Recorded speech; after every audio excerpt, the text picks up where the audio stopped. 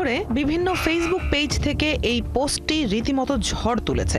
ক্যাপশনে দাবি করা হয়েছে উপদেষ্টা আসিফ নজরুল নাকি পদত্যাগ করেছেন। তবে বিষয়টি যে মিথ্যা সেটা নিশ্চিত করে রিউমার স্ক্যানার টিম। তারা জানায় পদত্যাগের দাবিটি সঠিক নয়। কোনো রকমের তথ্য প্রমাণ ছাড়াই ব্লগস্পটের ডোমেইনে তৈরি একটি সাইটে প্রকাশিত ভুয়া প্রতিবেদনের সূত্র ধরে গুজব ছড়িয়ে দেওয়া হয়েছে।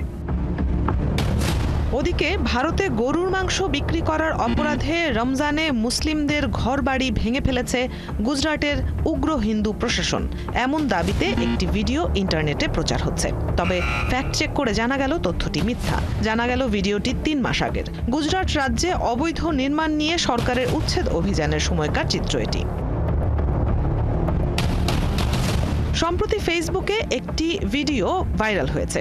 দাবি করা হয়েছে ভারতে হোলি উৎসবের দিনে হামলার শিকার হয়েছে মুসলিম ধর্মাবলম্বীরা। তবে অনুসন্ধানে দেখা যায় এটাও মিথ্যা দাবি। ভিডিওটি ভারতে হোলি উৎসবে মুসলিম ব্যক্তিকে মারধরের নয়, বরং রং লাগানো নিয়ে বিরোধের জেরে দিল্লিতে রাজু কুমার ও রাজেশ নামের 2 হিন্দু ব্যক্তিকে মারধরের ভিডিও। এদিকে গাছের সাথে হাত বেঁধে একজন নারীকে পেটানোর ভিডিও ফেসবুকে ছড়িয়ে দেওয়া হয়েছে। শিরোনামে ঘটনাটিকে অভ্যুত্থান পরবর্তী বাংলাদেশের বলে দাবি করা হয়েছে। তবে খবরটি মিথ্যা সেটা নিশ্চিত হয় ফ্যাক্ট চেকিংয়ে। জানা যায় ঘটনাটি বাংলাদেশের নয়, বরং ভারতের উত্তরপ্রদেশের এবং 2018 সালের। 7 বছর আগের ভিডিওকে এখন বাংলাদেশের সাম্প্রতিক ঘটনা বলে ছড়ানো হয়েছে।